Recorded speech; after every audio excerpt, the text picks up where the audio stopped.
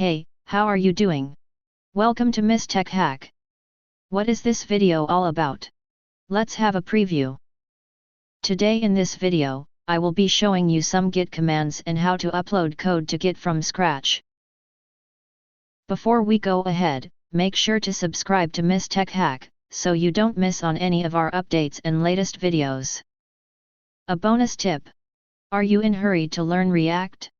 Well, I have a good news for all who want to be a React developer. Check out the Udemy course link in description. And you can access all React training videos in just one click. Do watch the video till end to get all the insights. So let's get started. Go to your Git folder and create a new file. Git ignore, enter node modules and save. This file is used to mention files and folder that Git should ignore and should not track them while running application.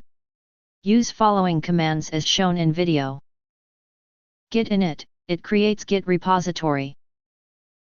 Git status, it tells you the current branch, updated files, and tells which files are not yet committed. Git add, to add all files to commit. Git commit, to commit changes done in repository. Git log, to check history of repository. Git remote add origin, to push code remotely to Git repository. Git branch m, to rename the branch as main.